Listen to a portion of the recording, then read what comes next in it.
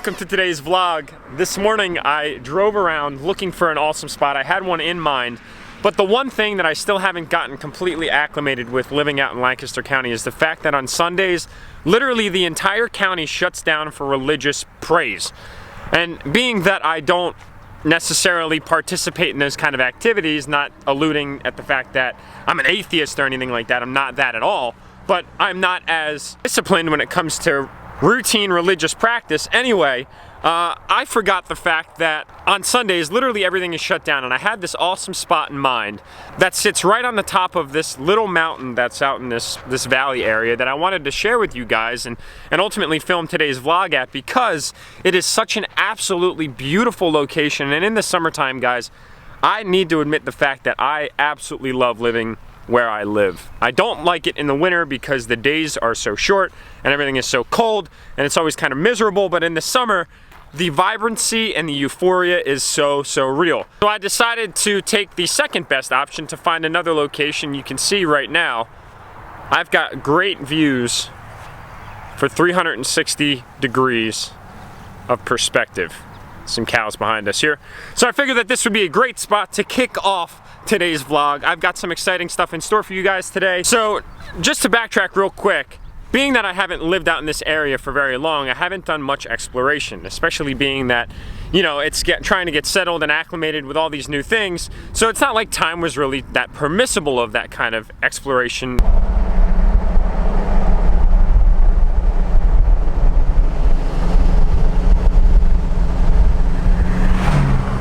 You guys saw that, you probably questioned what the hell it was. What that is a Mennonite church. So the Mennonites, and I'm not Mennonite, so I can't attest to all the specifics, but they cannot have any other color on their car other than black.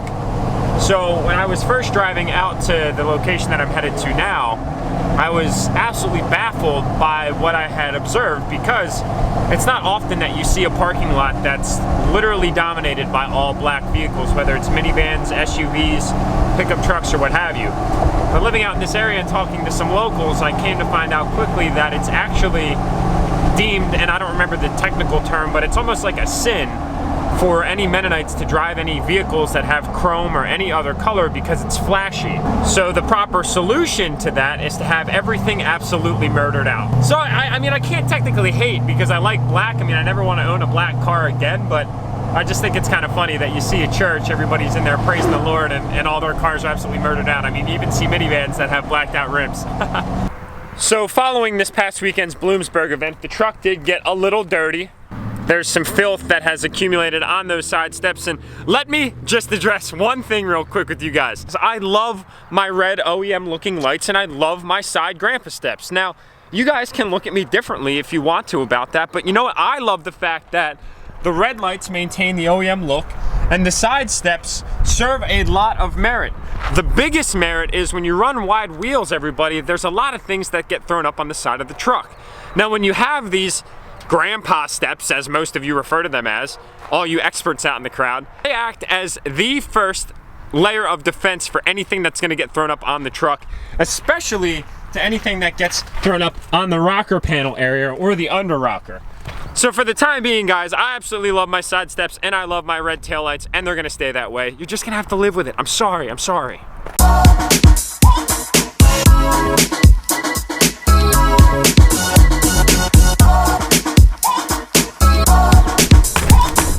So just a few weeks ago, a company by the name of Auxbeam reached out to me asking if I'd ever be interested in light bars. A massive bee just flew into the camera. I don't know if you guys heard that, but that just wanted to be in the vlog. So of course, my immediate reaction was absolutely. Please feel free to send anything that it is that you'd like, and if I like your product, I will review it on the channel. That way, some of the viewers out in the audience can have an idea as to what other products are available out in the market for whatever kind of solution that you provide. So they sent me these 4 boxes. It came in a very well packaged box, but I actually took the subcomponents out of the big shipping box. That way you guys could see some of the other things. So what we have here, guys, are different lighting solutions, and I'll get into the boxes right now. So we've got these LED headlights, and I'm not even really sure how these work yet because I haven't installed them, but you guys can see here that plug-and-play units that are actually for the WRX. So I'm gonna do a separate installation and review on these products, but I just wanted to introduce the fact that I do have these, and I'm actually looking very forward to installing these, and I'm hoping that they work as well as this company attests to, because the stock halogens in the WRX are absolutely awful. So it's gonna be really nice to have an upgrade lighting perspective with these things. So getting into the big, more exciting boxes here.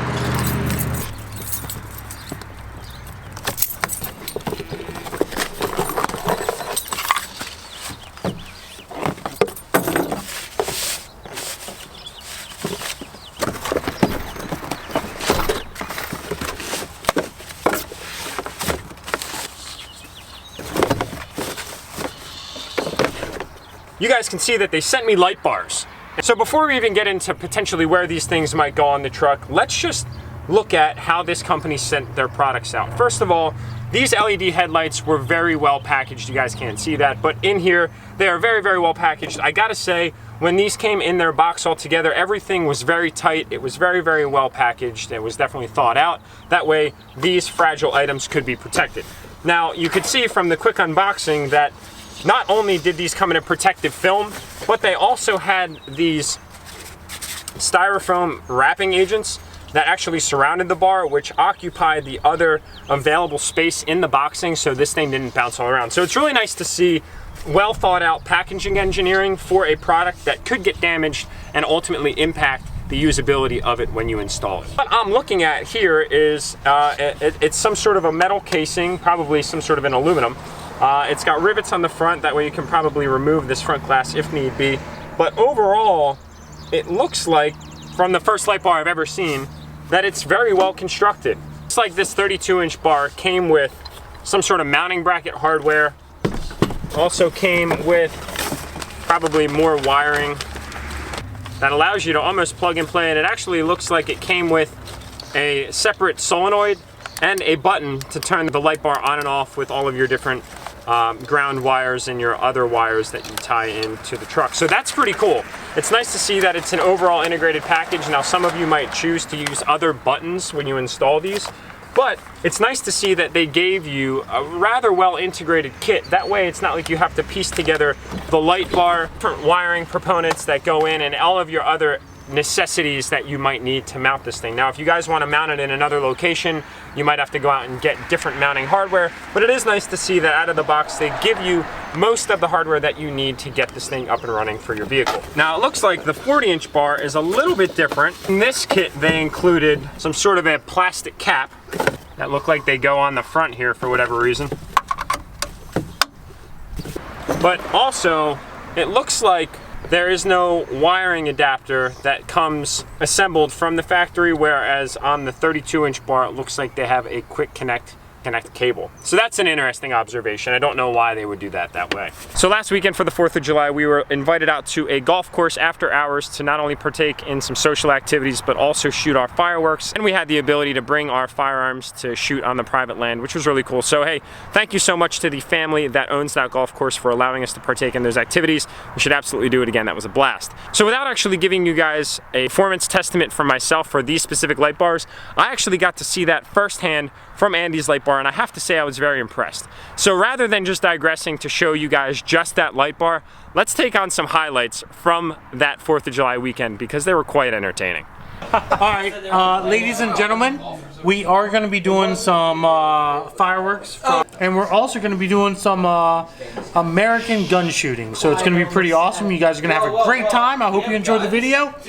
Don't forget to subscribe to my homeboy, DURTYMAX Jack here. Don't forget to subscribe to me, DFR, Diablo Formula Racing, Instagram DFR, freaking Facebook DFR. Well, like 2 inches. What, Max? Grab that. Grab that. Grab it. Oh, shit. Don't fucking break it. Oh, my God. I mean, of course, we have yours truly, Max Check Vids, in the house. Oh, snap. Go over and give him some love if you guys haven't already.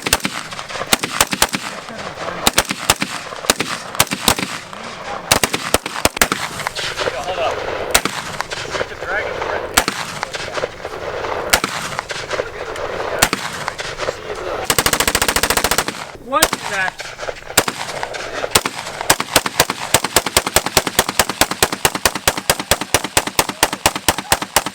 All right, go ahead, Jack. 500, Jack. Should out of shoot it. Jesus! That's some nice shit right there. America, boys! That's America.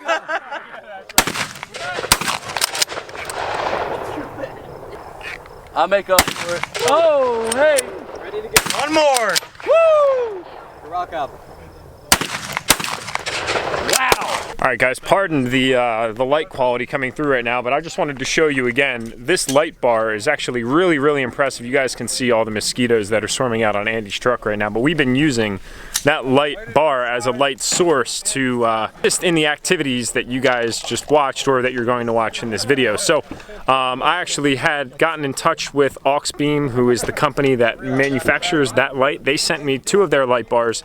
I'm thinking about installing them somewhere on the DURTYMAX. I'm not too sure. It's not going to be in the same location that Andy is on the roof.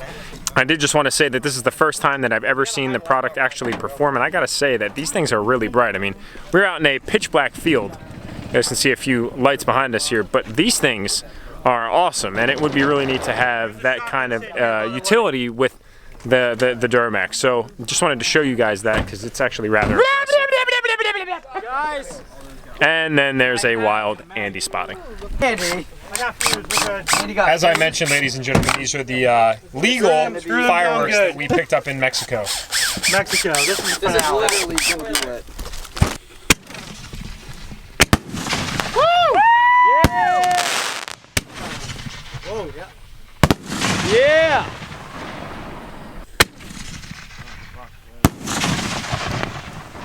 America. Uh-oh. Now that was actually the first time that I'd ever seen not only an Auxbeam light bar in action, but a light bar in action, period. I never thought about installing one on the DURTYMAX because I never really saw a need for it. I never really thought that I'd actually have some use for it. But I gotta say, out on that golf course as night was upon us, that light bar came in handy to light up the target at which we were all shooting at. And I gotta say, it was very impressive to see how those lumens lit up that golf course like it was daytime. And that really made me think differently about the use of a light bar, because out here, there are a lot of very dim lit areas driving at night. And of course, guys, off-road use only, come on now, you know the deal. But it would be very nice to have that kind of capability. It's like the best solution would be to put the longer bar on the bottom and the shorter bar on the top. Now, the one thing that I really want to avoid is being able to see these lights behind this grill, because I don't want it to be a visual distraction to the truck, and I really don't want it to look bad. So what I was thinking was is I would take some sort of a film and actually tint out the lens on the light bars so that way you don't see them as visibly behind the grill. Drop a comment in the comment section below, guys, so I know what you're thinking. I'm still a little torn about this. That's why I'm falling back upon all of you out in the audience to try and figure out what would be best for the truck. So I just wanted to take 1 minute to say thank you very much to Auxbeam. It was really cool that you guys sent out these products because I think that they're gonna work very well. I just need to figure out, well, it looks like we got somebody coming up here. What's going on, guys? What's up, man? How are you today? All right, you? Can I help you with? Saw you on YouTube. My boys have been following you for quite a while, so figured we'd stop up. We saw you sitting up here taking some shots with the mountain background. Very cool. Check this out. As I'm out here filming this review about these light bars that the company sent, we just got some fans that showed up as they're out on a very joyous, Sunday cruise. Oh, yeah. Absolutely beautiful day out here in Lancaster County, and your sons are a fan of the channel? Oh, yeah. It's awesome. So I think what we're gonna do is obviously get them a picture that they can take home to show their children and say, hey guys, not only did I meet DURTYMAX Jack, but I'm gonna be in his vlog. Thank you so much for stopping in, guys. That's awesome. It, man. How cool is that?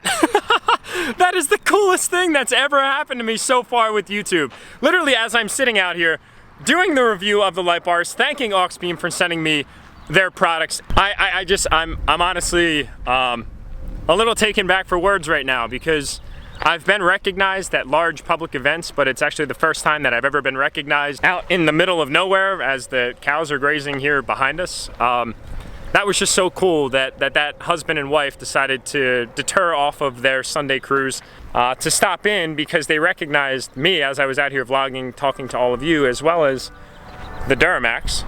And they wanted to recognize the fact that their son is always watching my channel and he's ranting and raving about how cool it is, the fact that somebody local is out doing YouTube and they can engage with those persons, i.e. me, through their YouTube. And it's really neat because at the end of the day, it's not about being this famous person or being some sort of a celebrity. It's just about helping people and exciting people that are huge enthusiasts. At the end of the day, it all comes down to engaging with all of you guys, and you're all awesome. I love you all. In the beginnings of this channel, you know, things were slow.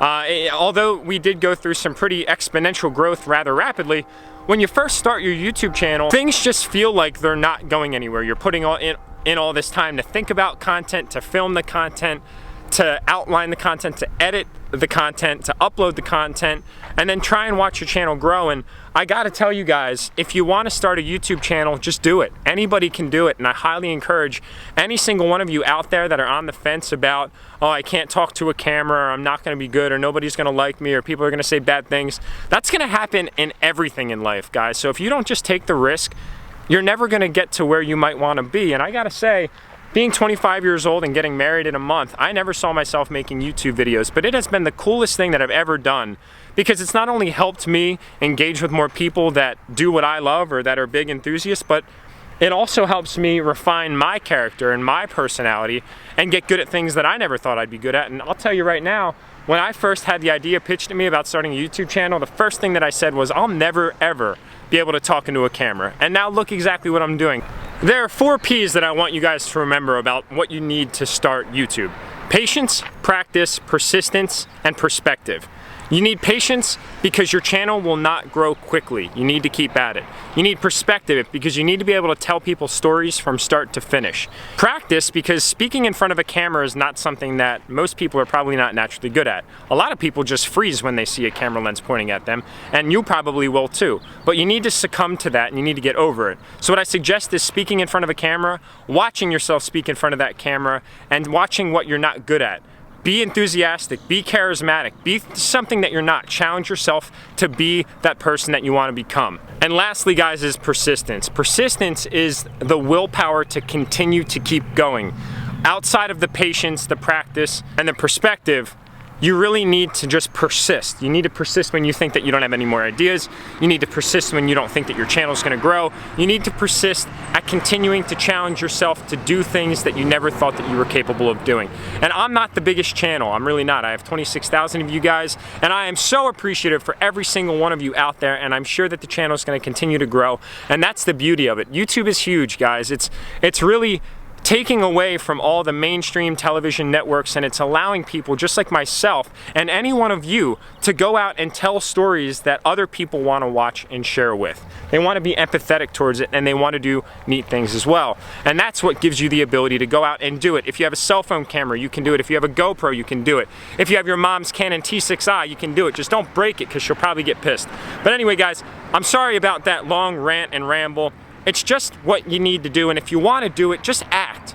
And at the end of the day, if it doesn't work out for you, that's completely fine. But at least you know that you did something that stepped you out of your comfort zone, so that way you can better prepare yourself. Whatever challenge might be next. So I know I was rambling and rambling and rambling and rambling and rambling and rambling and rambling and rambling in this video, but sometimes that just has to happen, guys. Like I said, a key takeaway from this video is letting me know if you think that I should install those light bars on the DURTYMAX and the location of where I should install them. Now, I personally think that behind the grill with the large light bar on the bottom insert and the small light bar on the top insert would be very clean. With that tinted film over the lens, that way they don't really shine through the grill, would be very, very nice. But anyway, let me know what you guys think. If you have any other alternative mounting solutions, let me know if there are any good mounting brackets out there for companies that do exactly what I want to do. Let me know. Please drop all that in the comments section below. So with that said, guys, it is an absolutely beautiful day here, and what I'm going to do is enjoy the rest of it. It's actually my fiance's birthday today, and now no, guys, I'm not taking time away from her. She's actually just getting back from her bachelorette party, so I had a prime opportunity to film another vlog, which was awesome. But at this point, I'm going to cease and desist with the vlog. I'm going to go out and renew all of my hunting certifications for this year, and I'm going to submit early for my doe tag because unfortunately I didn't do that last year, and I saw like 500 doe, well, not literally 500, but way more doe than buck. I had a few shooting opportunities on bucks, but I hunt with the bow, I don't hunt with a rifle, and I'm determined to get my first deer with my Hoyt carbon spider rather than a rifle, because I think that anybody could do that. It takes the excitement away from things, and not that I'm dissing anybody, but I'm just personally challenging myself to get my first deer, period. It would be cool if it was a buck first, but deer, period, whether it's a doe or a buck, with my Hoyt carbon spider first. I haven't hit that subscribe button yet. I'm still kind of deeply saddened by this. And with that said, guys, I hope you all enjoy the rest of your day, and take care.